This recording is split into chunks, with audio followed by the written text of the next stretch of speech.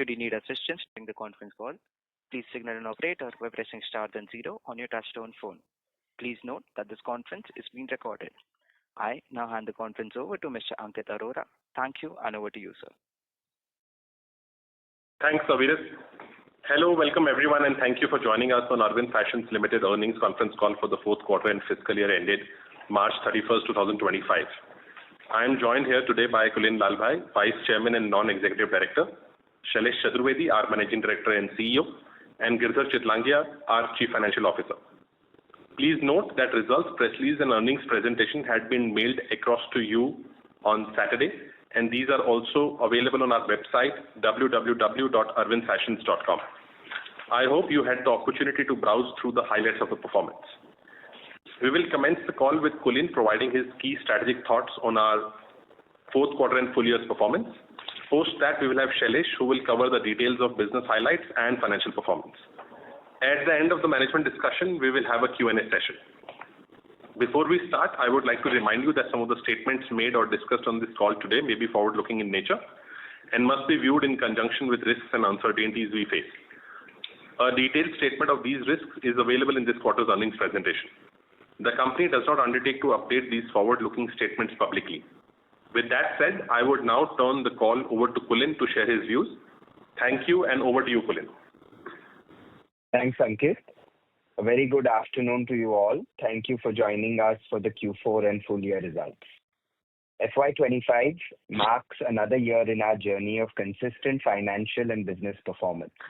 AFL delivered yet another strong year in spite of a difficult demand environment, where our revenue growth accelerated compared to the previous year to 8.5%. Our efforts in expanding our retail network, along with re-energizing the brands through strong investments in marketing, is clearly yielding results with an LTL growth of more than 5%. These investments have helped us gain market share across channels. All of these outcomes, coupled with our cost optimization efforts, have helped drive an improvement in EBITDA margins by 100 basis points, as we had guided at the start of the year. As there is better visibility on profitability in one of the subsidiaries, we decided to move to a lower tax regime of 25%, which will be beneficial from a reported PAT, cash flow and ROCE standpoint going forward. This led to an exceptional DTA charge of 120 crores in Q4. Adjusting for this exceptional DTA charge, our comparable bottom line grew by more than 70% for the full year. As all of you would recollect that we have consistently maintained in the past that the cornerstone of our strategy over the last few years has been to improve the return on capital employed. We are delighted to report that AFL crossed the milestone of generating more than 20% return on capital employed this year, and we hope to continue to improve upon this as we move ahead. Moving forward, we hope that the demand environment should improve gradually on account of various measures announced in the financial budget and macroeconomic tailwinds. We expect to have an uptick in our growth rates compared to FY25, while continuing to stay committed on our mantra of profitable growth. I would like to now hand it over to Shailesh Chaturvedi to take us through the specifics and more details about our financial performance. Thank you, Kulin. Good afternoon, Girdhar, Ankit and everyone on this call. I'll start with an overview of the full year FY25 and then move to Q4 results, and we'll end with some commentary on way forward. The key highlight of FY25, as Kulin just mentioned, has been achievement of 20% mark on ROCE. In the last 3 years, AFL has moved from small negative ROCE now to more than 20% ROCE mark. We've been able to also generate fair bit of cash in FY25, and there's a good reduction in debt of nearly 75 crores at both gross and at net level. The improvement in ROCE over last year is to the tune of around 400 basis points. In FY25, AFL recorded an SV of 4,620 crores, an increase of nearly 361 crores with a growth rate of 8.5%. At the start of the year, we had guided that we would make serious attempt to go for higher growth, and we have seen growth move from 4.5% to now 8.5%. There was also improvement in profitability where GP has moved up by 130 basis points to 53.5%, helped by reduction in discounting, sourcing efficiency, and a richer channel mix. A large part of this gain at GP level has flown into EBITDA, where annual EBITDA has gone up by 100 basis points to 637 crore, a growth of 17% in value over last year. FY25 EBITDA is now very close to 14% mark.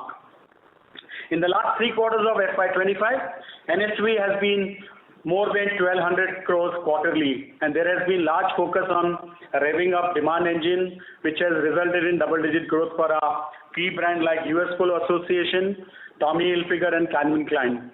In Q4 also, all brands have grown double-digit in revenue, except for BIS, except for footwear where there are issues with BIS, but which are getting sorted out, and the growth in footwear also has gone up.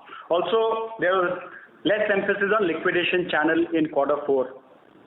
Most brands have delivered double-digit growth in EBITDA in Q4. I'm happy to state that Arrow and FM have moved to the next stage in profitability journey. These are encouraging signs.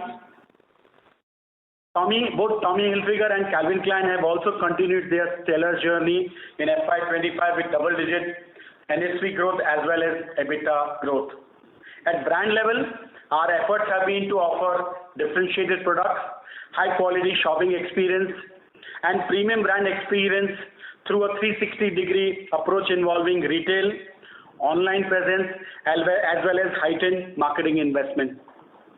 Our focus has been on pushing revenue growth through direct channels of EBO retail and online B2C. Both these channels have grown handsomely in FY25. The retail growth in each of the last 3 quarters has been at a healthy teen percentage, and this growth is likely to sustain and hopefully improve further. With good like-to-like growth of around 5% in the current market condition, a large square foot expansion of nearly 1.2 lakh square foot in full year, and around 20% growth in revenue from adjacent category, and along with premiumization drive and high quality execution of shopping experience, this retail channel of around 2,000 crore value has very healthy momentum and is likely to grow at similar and higher pace going forward. With good reduction in discounting and with leverage of this 5% like-to-like growth, retail channel profitability has also grown very well. The other growth channel of B2C online has also grown rapidly at a pace higher than 25%. We have built significant capability on online B2C side, including websites, large omni coverage, development of analytics-driven online exclusive assortment, and with better cost control on discounting and on cost of doing business, we have seen very impressive improvement in channel margin for B2C online channel. Both these direct channels have continued to take lead in growing AFL numbers towards its 12 to 15% growth aspiration. We've also continued our higher investment in marketing, and this investment has remained at more than 4% in the last 3 quarters. Let me focus on a huge tentpole event in early March we did in Delhi for our marquee brand US Polo Association. This impactful event saw an exhibition polo game, a fashion show, and a celeb evening in Delhi in the presence of brand ambassador Savai Padmanabh Singh of Jaipur Royal Family and global CEO of USPA Association, Mr. Michael Prince.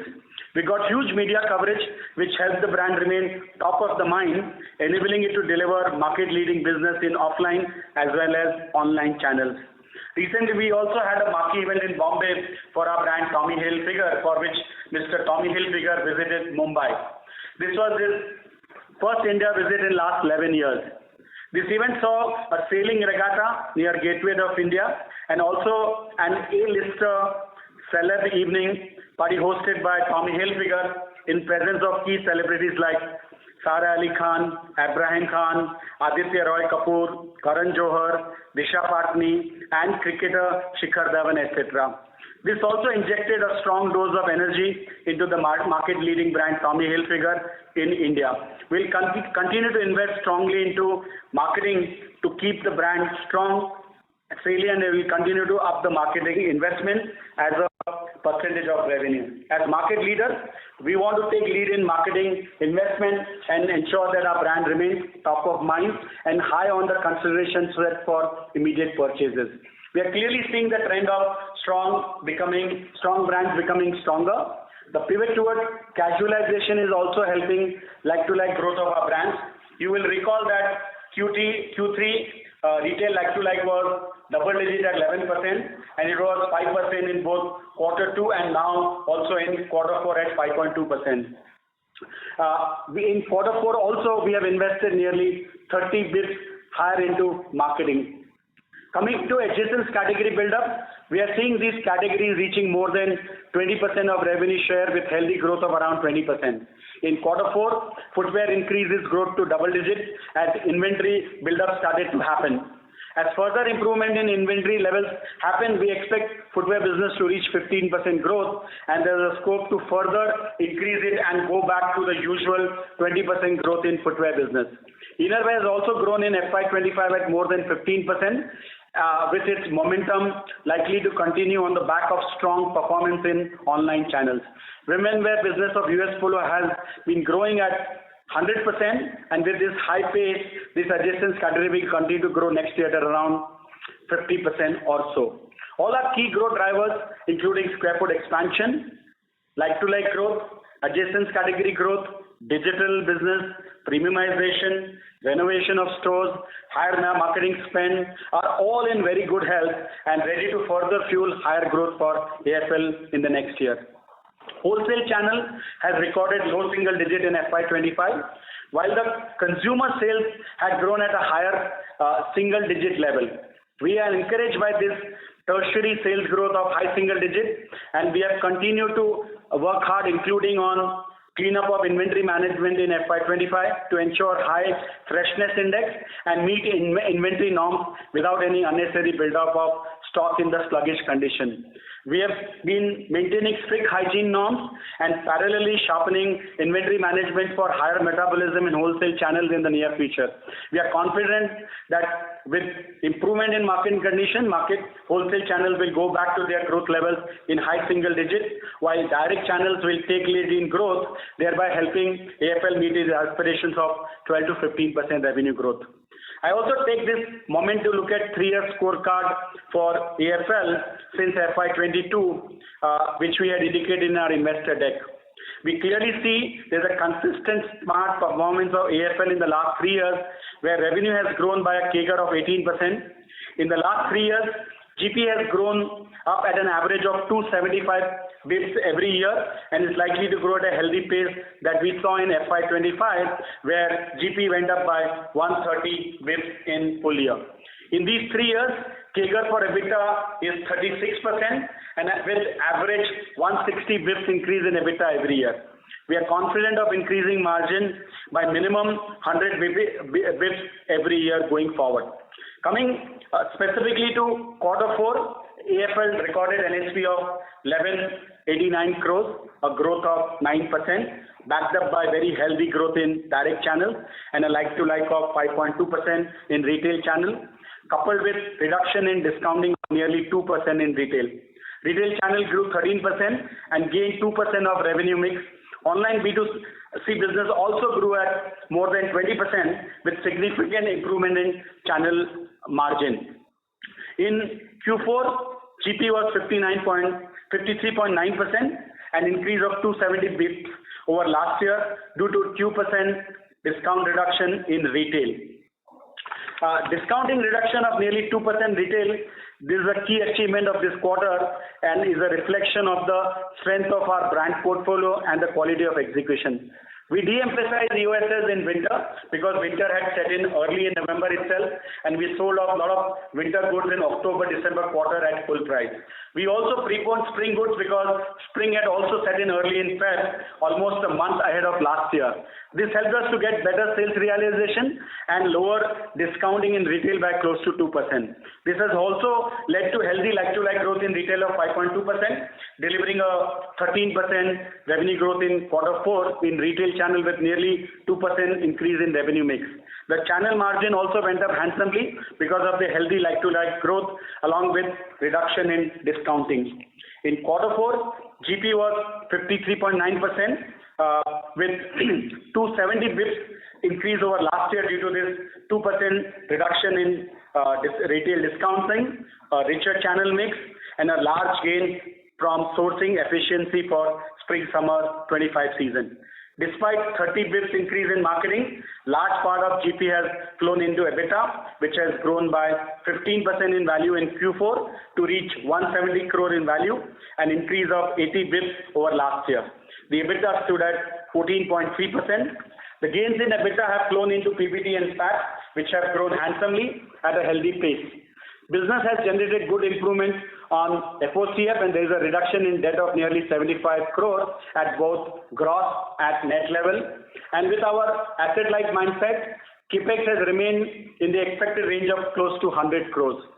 We believe that with likely uptick in growth, continuous improvement in GP and EBITDA, and with low debt levels, AFL business will generate significantly higher cash in the near term, and its ROCE is likely to increase further.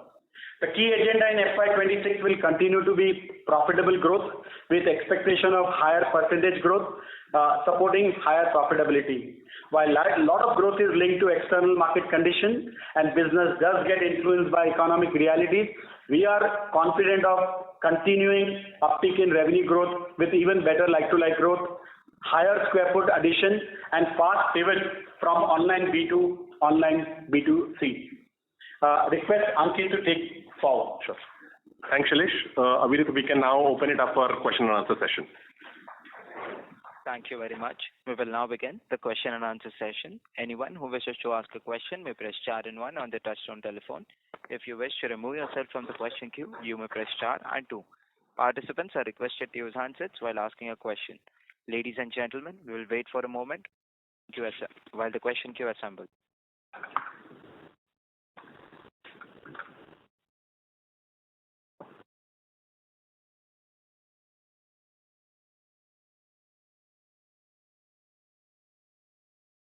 The first question is from the line of Chetan from Systematics. Please go ahead.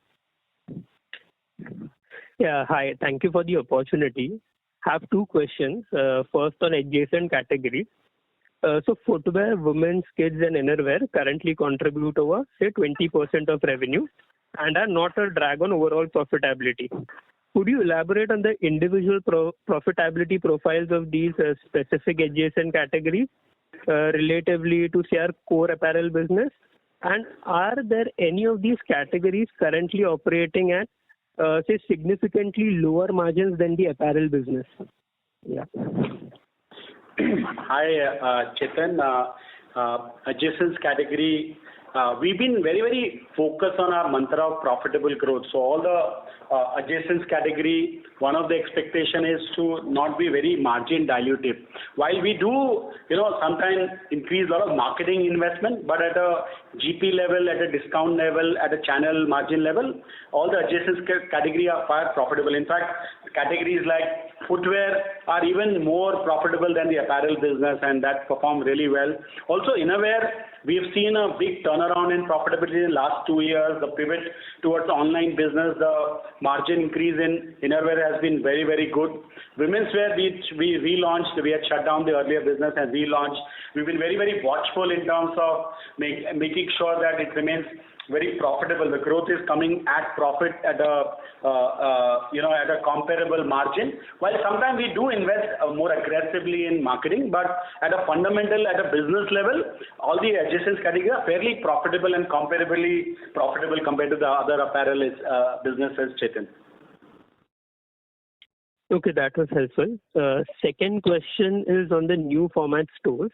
So we have introduced and are expanding new formats like Club A, Stride, Mega Marts, etc.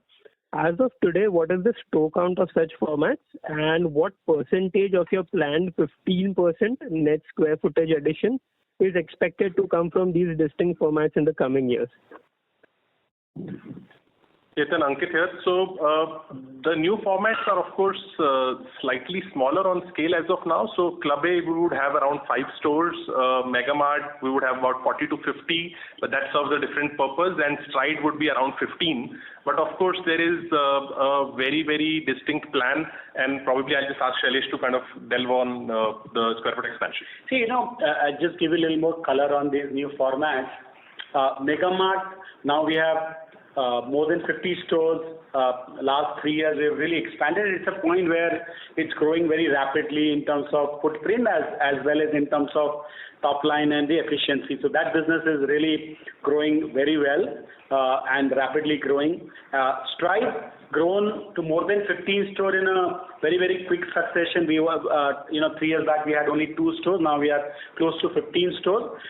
We had this issue of BIS recently, where the inventory became a constraint, and otherwise we would have opened more stores, because we at times struggled to even feed the existing Stride stores. But now BIS is in many ways is behind us. The inventory has started to come. So in next 6 months we are very confident that all the supply chain initiative we have taken on the footwear business, the inventory availability assortment will reach its normal level, and then there's a huge scope to take the footwear business and also the Stride as a part of the footwear studies to go forward, because we want to double the footwear business in the next 3 years. So Stride will also show that energy. Club A, currently we have 5 stores in South. We are still sort of piloting the model. We opened recently last fortnight a store in Hyderabad. So we have stores now in Surat, in Bangalore, in Hyderabad. So that model is being still carefully, piloted. We see huge potential in that format, but we still want to see some data. Once we get the answer on data, we will then maybe in next 6 months say the model is green and we'll expand it rapidly. But other 2 formats, Stride and Mega Mart, are already expanding quite rapidly. Okay, thank you. Thank you. The next question is from the line of Manish Bhandari from Vellum Advisors. Please go ahead. Hi, good afternoon, Shailesh, and thanks for keeping up your date with the return on capital employed over these last 2 years. My question is related to the store additions. What I see and observe is that you have a lot of store opening and a lot of store closures in the last 2 years. So net we have just opened 27 stores on our page. So I wanted to know about the breakup of the brand-wise store additions and deletion, if you can give me some idea. We've been, aggressively expanding. In fact, just to Manish to say that we've added nearly 1.2 lakh net square foot in this year, which is one of the highest ever for AFL. So in this quarter we added 50,000 square feet, which is again a very healthy pace of expansion. Also, Manish, in this year we've added 120 stores gross. We also closed 70 odd stores, but we opened, to give you a final number, we opened 50 stores of adding up 1.22 lakh square feet. In ideal world, maybe next year we should look at 1.5 lakhs and higher than that. We have also shut down because some of the stores were too small, not strategic, where the sell-throughs were not good, discounting was higher, and also the margin profile of those stores were not. And we took a tough decision, because we always saying that our growth has to be profitable and the healthy growth in that mantra. But most of this cleaning up is behind us, Manish, now. And we have closed across the brand stores which didn't make sense, and a lot of these were smaller size stores. The stores that we open are much bigger size, so the numbers sometimes don't tell the story, because we open 50 stores but the average size of those stores is much larger than the average size of the stores that we shut down. So the data that I'm looking at is FY25 we added highest ever square foot of 1.22 lakhs. We want to up it further. It should, in FY26, in our view, should go up to more than 1.5 lakh square, and we want to look at a CAGR of between 12 to 15%, more like 15% for square foot expansion. That's the plan. We have done a lot of back-end work. We've beefed up the team on business development. A new head is in the process of joining. So a lot of efforts have been made in FY25 to clean up, increase the profitability of the retail channel. That's why the GPUC is growing very rapidly. That's why the discounting is coming down. That's why our sell-throughs are going up. And then now we want to go ahead and focus on one single agenda: open stores of larger size across the country. And we sitting today, we feel very confident that we'll take the square foot addition to close to 1.5 lakh square foot in FY26. Sure. Shailesh, my second questions were related to last 2 years back. You embarked on the journey of repositioning Arrow brand, and how successful we are for Arrow as well as for Flying Machine, and you have some profitability target in your mind which you want to achieve. And is the Flying Machine still work in progress, or it's been done and we'll see the results for both Arrow and Flying Machine in the next 2 years time frame, or maybe what time frame you could be very precise in putting up? Manish, I'm very happy with both Arrow and Flying Machine, the progress they've made on the profitability side in Q4. Also, when I look at the data for H2 for Flying Machine and Arrow, they've made good progress.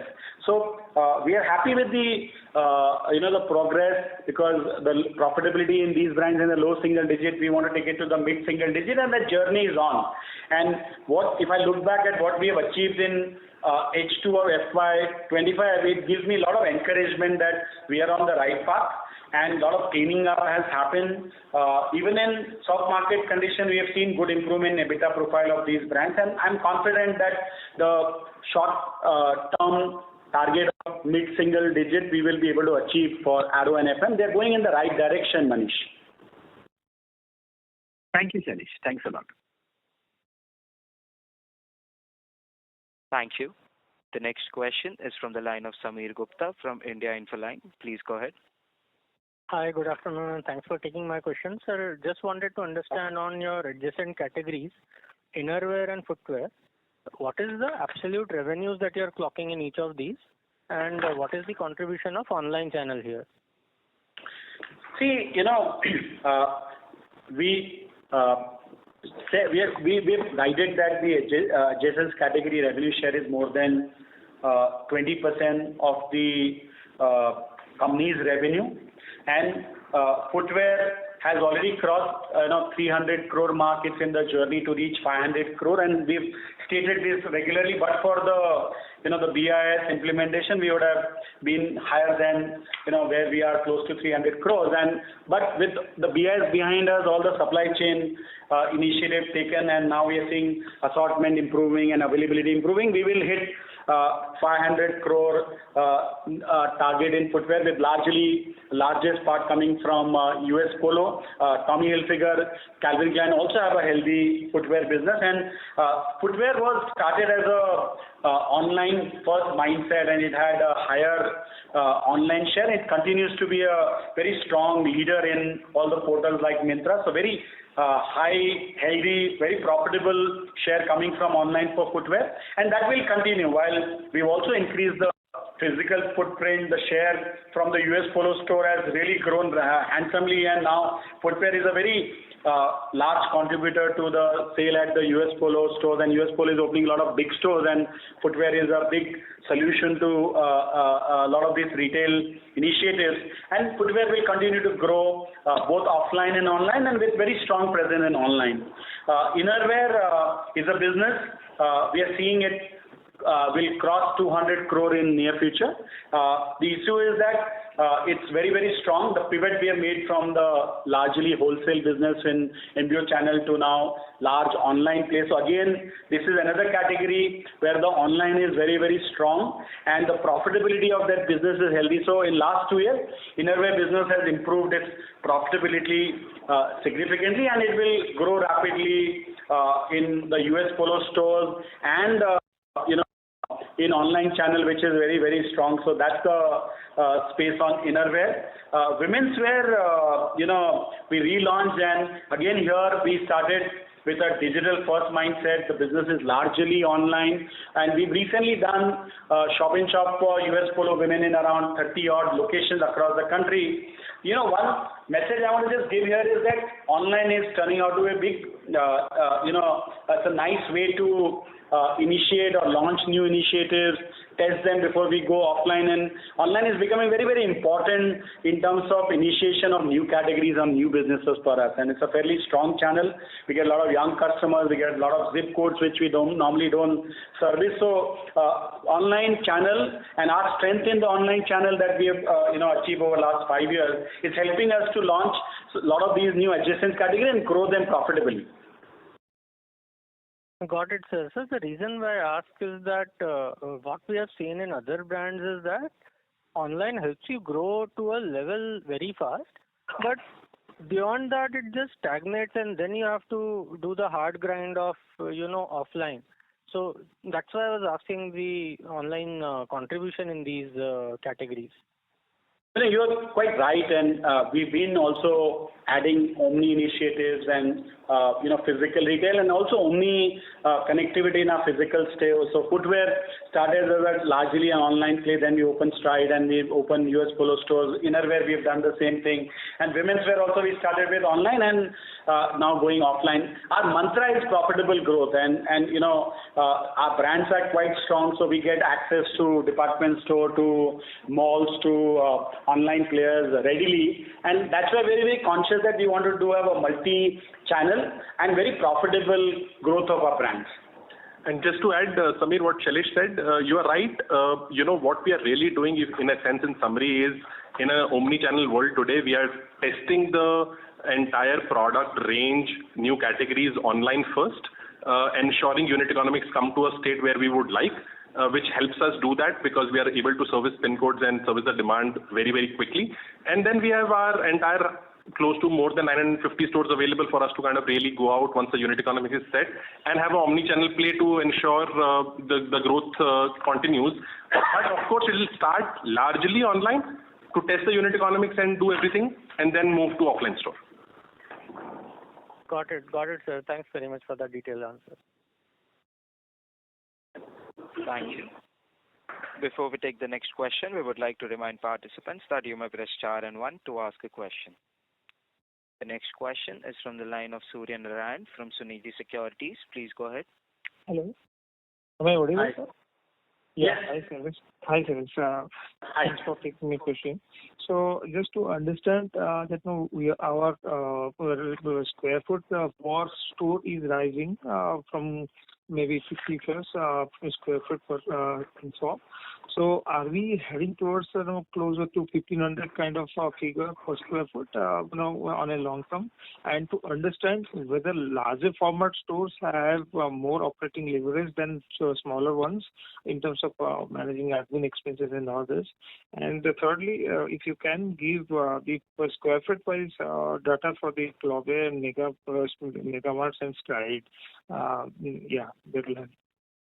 See, there are a lot of layers to your question. So, the average size of the store varies from brand to brand, and a store and a format to format. Even let's say take a US Polo. If US Polo is a kid, then it'll have a certain square foot. Ideally, when it has a pure, accessory plus men largely, they'll have a certain size.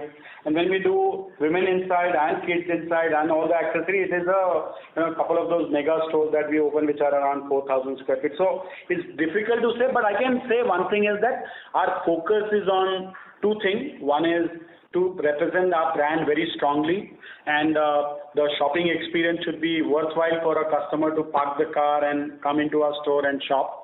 And that leads to certain minimum size, so you can't have too many small stores where the assortment gets compromised, and we need, for conversion, need a certain assortment. So the sizes are going up for each of our brands because we want to represent the brand in a correct way, in a very stress-free way. Also, our categories are increasing for each of our brands. You look at US Polo, look at Arrow, look at Tommy Hilfiger, look at Calvin Klein. Each of our brands are adding new adjacent categories, so the size is to go up. So for all the logic, the square foot of our store, our brand, for each of the format is going up. That's a reality, and we are encouraging that increase in square footage for each of our format. But the second and important thing is that we also want a certain sales density, a sales per square foot per day or per month, because if you don't deliver that productivity, the profitability of or the margin profile of the retail will not come through. So we always do a sort of a judicious mix that we need a certain minimum square foot, but we also want a minimum sales per square foot, and that based on these two lenses we take a decision on the store. But it's a fact that average size is going up, and we are very keen to open larger size stores to put the might of our brand in front of consumers in a very strong way. Well, and another question is that how do you judge a new store's performance in terms of seasons, whether 2 seasons or 3 seasons before you decide whether to close it or not? So, that typical, the industry lens on sales density, on the conversion of the customers who walked in, on the sell-through at full price, the stock turn, so that remains the same, and, basically based on the consumer relationship and on the profitability of the capital asset that we build. On those two grounds, then we take a call after a couple of seasons whether to exit or to continue. Okay, and currently the adjacents are giving around 20% contribution. So, if we grow at least 9 to 10% minimum, so where we land up in maybe 2 to 3 years? So will it be the same or it will rise?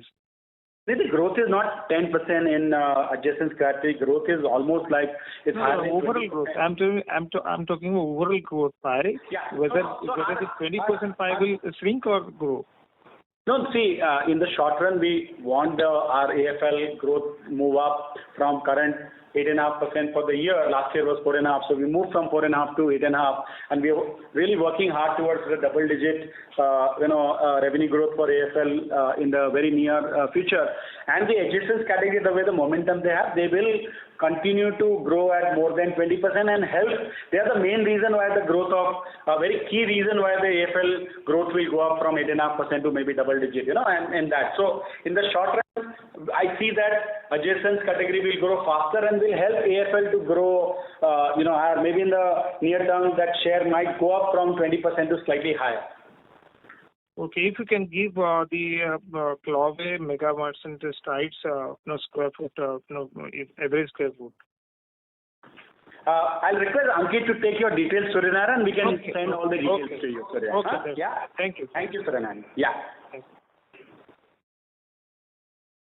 Thank you. The next question is from the line of Naisar Parekh from Native Capital. Please go ahead. Hi. Thank you. My first question is that, you're talking about accessories and, other than apparel items. I wanted to check, especially in your brands like CK and Tommy, besides innerwear, footwear, are there any other accessories that you look to add, like bags and belts and other accessories which are not there currently? So is there a scope to kind of, increase your palette to that extent? Mr. Parekh, Tommy Hilfiger probably is the best case in India of accessorization of a brand, and in our stores, which deliver very high sales density, the contribution of accessories is more than 20%. And the watches, for example, we sell very large number of watches of Tommy Hilfiger. It's a leading category for Tommy Hilfiger, and the revenue, if I look at MRP, is into few hundred crore. It's a very, very large business for Tommy Hilfiger. We also do eyewear, and we are sort of top 3 brand for eyewear in India. We sell many lakh pieces of eyewear in India, less from our own stores, but eyewear has its own dedicated optician and eyewear channel and online presence, and we sell from there. We also sell. We are the leader, in fact, in department store and other places for belts and wallets. We sell many lakh pieces a year of belts and wallets in Tommy Hilfiger. Very, very large business. We also do luggage, which sells from the luggage MBOs and also from online channels. So very, very large business. We sell kids wear, very well developed kids line in Tommy Hilfiger. We sell socks, we sell perfume, we sell, idea is that once a consumer, he or she walks into a store, it should convert and every usage need a casual, semi-formal, accessory, and we get a lot of young customers who can't buy expensive apparel, come to buy accessories and they become our future customer. So Tommy is very, very large accessory, probably the best in the country in our industry, very large business. Also CK belts with a certain monogram of CK is very, very powerful category. Perfume, CK around the world is one of the strongest perfume brand, and some of its perfumes like Obsession, Eternity, CK1 are global stars in the space. Underwear, CK is one of the best brands for men underwear and also for women lingerie products in the country. We did a big campaign we've been doing with Disha Patni. The underwear at the top end, CK is the market leader in India. It's a fairly decent sized business.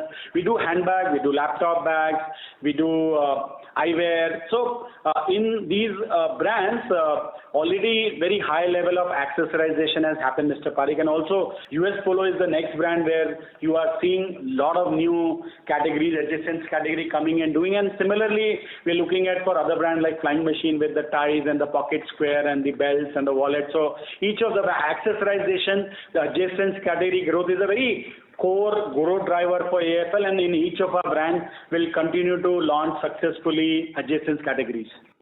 Got it. Just to follow up, things you mentioned like watches and eyewear and luggage and all that. I'm assuming, so for that also does the revenue flow to you? Because I'm assuming there are other franchisees who are kind of, looking at each of those, right? So do you still enjoy the revenues from them as well? Mr. Parikh, most of the time we don't get the revenue except for our own stores, Coco stores for Tommy small business. But there the focus is on consumer relationship and we earn the licensing income. So it comes at the bottom line. Understood. So basically you are saying that from your revenue perspective, what you are doing is what you will continue to do. Yeah. So some of the additional category we do it ourselves.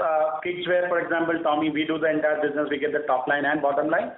But a lot of categories which we are not the expert, somebody else is, we license out, like Titan does watches, and they get the revenue and we get the royalty income.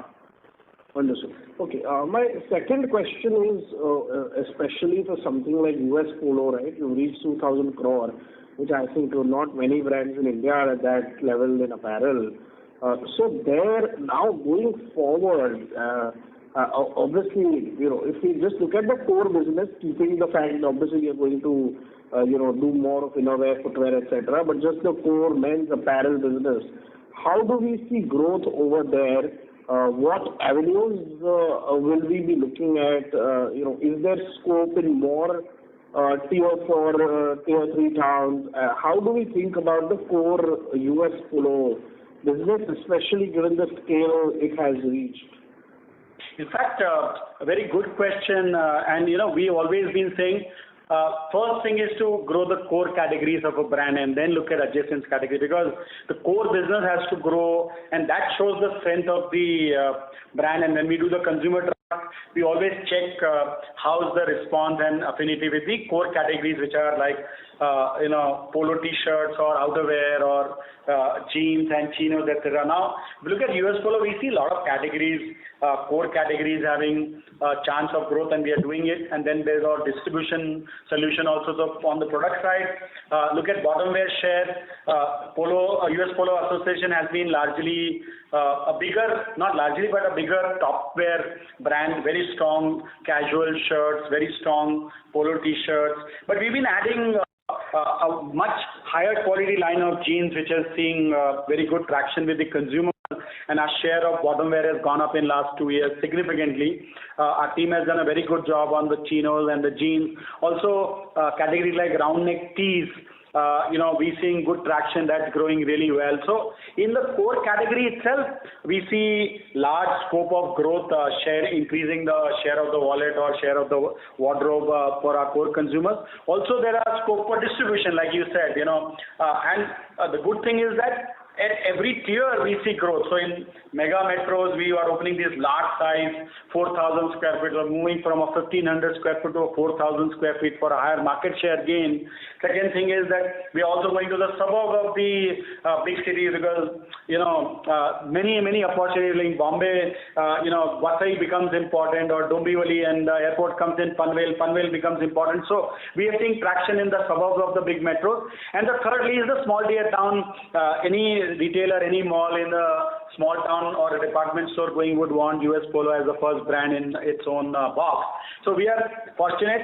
Now for the, making sure this happens, the core categories grow and we increase the share of wardrobe from the bottom wear, for example, or we go to all the tiers of distribution growth. We are making sure the brand remains very salient or top of the mind, and that's why you see in US Polo we have upped the marketing spend significantly. We are focusing on the demand engine so that our market share gain that we are seeing in the brand continue very smoothly. And to ensure that this core businesses grow, we are ensuring that marketing investment increase, and every year we are increasing marketing as a percentage of sale. We are increasing that, and we're doing very large event. We did one in Delhi in beginning of March for US Polo, where the global CEO came down. We had a lot of celebrities. We had a polo game, which I mentioned in my opening commentary. We had a evening there, and a lot of efforts are to make sure the brand remains very salient, top of the mind, so that both product level growth of the core categories and also distribution side growth of the core business stays for a brand like US Polo. And I think there's a huge opportunity for growth ahead for US Polo. Good. Last question, if I may, just for Arrow and FM. Could you give us what was the sell-through last season and what is it looking like for this season? In fact, both the brands, we track certain KPIs for full price, and then after the first EOSS, the full season sell-through, we are quite happy across our brand, including for Flying Machine and Arrow. We're doing quite well. And we'll continue to focus on the sell-through so that our discounting comes down. And when I say our retail discounting came down by 2%, it came down in Arrow and Flying Machine also. And when I said last quarter 3, our like-to-like growth in retail was more than 10%, it was 11%. So at that time, Arrow and Flying Machine had also grown like-to-like at double digits. So Arrow and FM are doing well in their journey, just that they have a slightly smaller scale and that leverage doesn't happen. And we are working on both solving the efficiency side of Arrow FM and also the scale side so that the brand become even more profitable. Okay, got it. Thank you so much.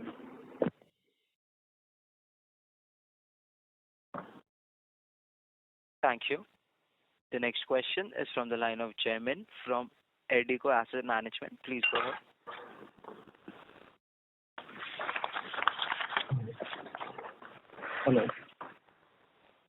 Hello, can you hear me?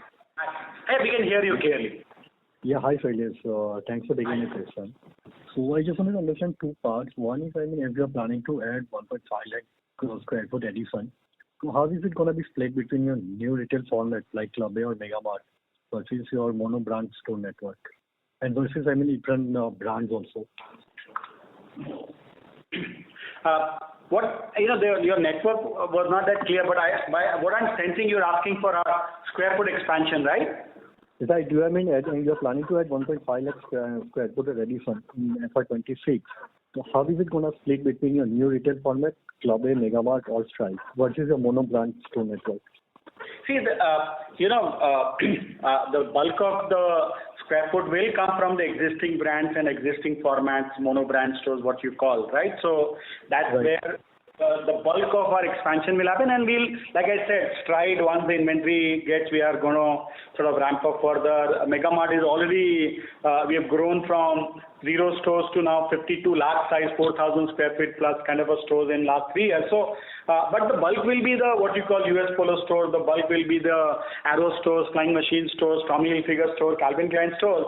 Those will be the core of the expansion. And a lot of our brands are subscale in terms of the EBO network compared to competition. And there are many high streets and many places, many towns where we are not present, and we have seen in some of our brands the competition has stores, and we have the sense on the sales numbers of the competitors. So we have a clearly bridged the gap, and we will want to expand overall square foot, and the new formats will be between 10 to 15% of the share, and the remaining 85% will come from the core businesses. Okay. And second question on adjacent category. I mean, on the US Polo, it is around close to 25% of the revenue. So how are you going to ensuring that expansion into categories like footwear, innerwear, or womenwear strengthen rather than dilute USPS core brand identity or even the premium positioning? No, I mean, your point is very valid, and we are very focused on profitable growth, making sure the adjacent category are relevant. We are not going into complete diversification, of the brand, and we have the global sort of, help from the global head office in Miami of US Polo. They've done extension in some countries like US or some other countries where few have worked, we have not worked. So we are also, learning from their global experiences, categories. But we are very, very careful, watchful. We only focus on few 4 or 5 categories and make them big, because if you don't make them big, it will not be profitable. So we are not trying to add too many categories, and they become small, and we don't get the margin profile. So we'll be very careful. But whatever we decide, we will go wholehearted, and we will invest heavily behind the growth of those channels. We'll not shy away. So we do few things, but we'll go very deep in those few things. Okay. Thanks. That's it from my side. Thank you. The next question is from the line of Devanshu Bansal from Emkay Global. Please go ahead. Hi, sir. Thanks for the opportunity, and congratulations on good execution in FY25. Thank you. Sir, my question is on Q1 till date trends, right? So Q4 has seen some like-to-like moderation. So Q3 we were double digit, and now back to single digit, which suggests that demand environment is still sluggish. So wanted to understand whether the current trends are already reflecting the expectation of 12 to 15% kind of growth for FY26. Whatever we witnessed in the first 45 days of Q1, we have witnessed some uptick in our like-to-like and growth rates. Of course, it's early days. There's still a lot of quarter left, but we are quite happy with the way the Q1 is going till now. Also, to increase for the full year the growth, we will need to open much more square foot, and we are working very hard to make sure that our square foot expansion crosses 1.5 lakh net that I spoke about earlier in the call. We are also hoping that some of the government efforts on tax or on interest rates sort of work out, and there is some tailwinds which will help us so that we can improve our like-to-like growth. Last year was 5%, and if the market supports a little bit, it could be a little higher percentage, and that could also help us go. We are also seeing the online, this whole B2B to B2C pivot has become strong. B2C is growing really rapidly, more than 25%. So as the B2C gains continues to have that momentum, then the growth will go up. So we are very confident that if markets sort of support a little bit, we will hit our aspiration of 12 to 15%, and surely higher than 8.5% that we have delivered in FY25. That, of course, it all depends on the market condition. We cannot guarantee, but our efforts are all, we feel confident that we will be able to, given the normal market and slightly better market, we will be able to take it 8.5% to double digit and then to 12 to 15%. Very encouraging, Sharish. So another thing which I wanted to understand from a brand perspective, so whatever growth acceleration we are anticipating, is there any specific brands that should grow faster, or the entire portfolio of 5 brands should grow more or less in line with overall growth? I think every brand has its own dynamics. US Polo has very strong momentum. It has very strong investment done in FY25. So based on that strength of the brand and the investment, it should have the momentum. It should grow faster.